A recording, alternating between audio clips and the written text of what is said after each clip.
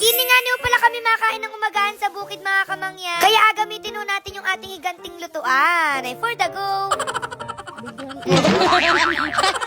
Grabe, sobrang namiso talaga namin yung mag-umagahan din sa bukid mga kamangyan. Siyempre, nakain-kain pa rin kami dito, nagkakape-kape pa rin. Pero yung as in maramihan na pang umagahan, hindi pa ulit namin siya nagagawa. Sabi ko, itiray ulit namin, lalo na at meron kaming malaking lutuan. Sa mga hindi pa nakakaalam diyan mga kamangyan, yung lutuan na yan, talagang pinagawa namin yan. And sadyang ganyan yung design niya, lalo na kapag gusto namin maggawa ng, kunyari, malaking patty. And wag ko kayong mag-alala kasi meron din kaming malaking tulyasi, hindi pa lang namin nare-reveal sa inyo. And sa sobrang laki nun, kahit ako kasyang-kasya doon sa tulyasi na yun. Itong lutuan na to mga kamangyan, sadyang flat lang siya para sa mga aprituhin. Pero kapag kailangan masabaw yung alutuin, syempre hindi naman pwede dyan. Doon na yun sa mga malalaking tulyasi, malalaking kaldero. Ang isang mali lang talaga namin mga kamangyan, nakapagpagawa kami ng higanting lutuan. Pero hindi kami nakapagpagawa ng malaking panghalo. Salamat! Pero naman nung nabibili nung stainless mga kamangyan, ang kaso nga nila, ang talagang mangiluhin ako. Ngayon pa nga lang na nai-imagine ko na parang nangingilo na ako na nakakagigil. Gusto ko sana yung kahoy, yung hindi man sobrang ingay, pero kung talagang no choice, sige, titiisin ko na lang. Alang arte. So ayan, gaya ng dati, sari-sari yung alutuin namin din mga kamangyan. At ang isa lang din talagang nakita ko na maganda kapag garni yung lutuan, pwede kami magtulong-tulong. Pero parang hindi tutulong, parang naghaharutan sila.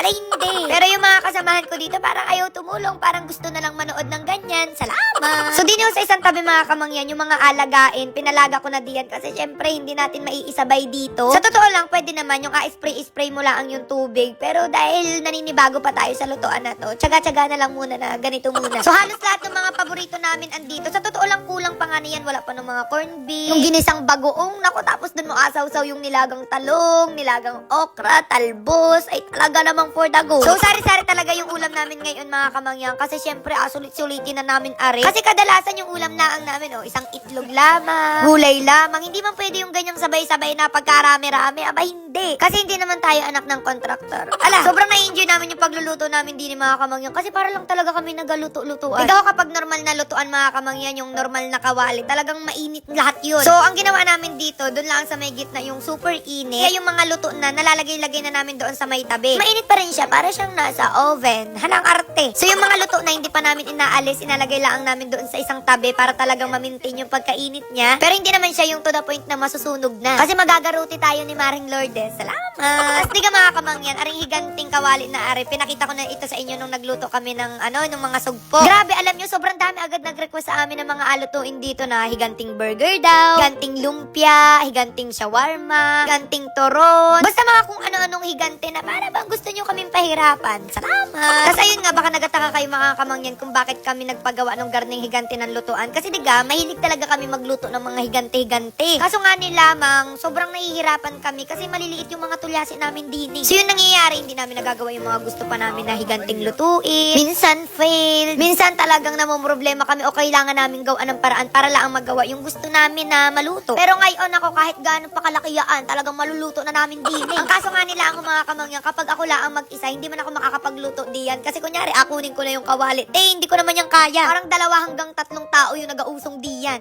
Yung kawali na yan, mas mabigat pa kaysa sa akin. Salamat! So ayan, habang nagaluto nga kami diyan mga kamangyan, talagang ako'y gutom na kasi naaamoy ko na, syempre, nasa harapan lamang namin. Yung feeling ko baga din, para kami nagaluto sa samgyupsal. Kasi diga parang gayang-gayaan yun. Parang gusto ko na nga ni sumubo dito ng tuyo, ng hotdog. Ala, ito hindi ko lang naipakita sa inyo kanina mga kamangyan, pero alam nyo, ganong nagasimula pa lamang, sobrang problemado ako kasi sobrang sakit sa mata. Ang ginamit ko kasi nilang panggatong diyan kanina ay yung kahoy, tapos basa pa. Salamat! Talaga naman sobrang hapdi sa mata. Kahit gano'n ka-expert magluto, nako kahit sino basta may mata, talagang hahapdi at hahapdi, magaluha, hindi mo kakayanin. Kaya sabi ko, kailangan palitan niya ng uling kasi hindi namin matatapos. Kaya ayan, buti na lang at napalitan, may ista kami dito na uling. So chill. Feeling ko electric yung ginamit. Electric. At bago nga niyo natin ituloy yung pagluluto mga kamangyan, ang dami pa rin nung nagatanong about din sa inagamit kong skincare. Bali, dalawa yan, yung Rejuve-Set at saka yung Beauty White Soap. Talagang tutuyuin niyo yung mga pimples mo. Literal na magbabagong anyo at maguglow ka. Wow naman. And after yun, nung pinaka-maintenance ko na yung kanilang sabon na Beauty White Soap, gentle lang siya. Marami nang napaputi niya, tas super mura pa. Tapos yung isang pouch niya, 5 na yung laman. So hindi lang sa mukha niyo magagamit, kundi sa buong katawan. Kaya kung naghanap din kayo ng magandang product mga kamangyan, ako ay itry nyo na rin At dahil nga niyo, nagutom na rin kami mga kamangyan, sakto-sakto at naluto na rin ating umagahan. Ay for the go. So ayan, tingnan nyo naman yan mga kamangyan, overload na overload. Grabe yung feeling ko ngayon, parang may outing, may handaan na hindi ko maintindihan. Kasala na ba to? Wala, hindi. Habang inaantay pa nga niyo namin yung iba diyan mga kamangyan, tingnan nyo naman at kami kaming inip na diyan kasi talaga nakakagutom na. At dahil nga na okay naman na lahat ay mga kamangyan, abay, alam nyo na ho, kumuha na okay ng baho diyan. Kami ho, isabayan nyo ng kumain din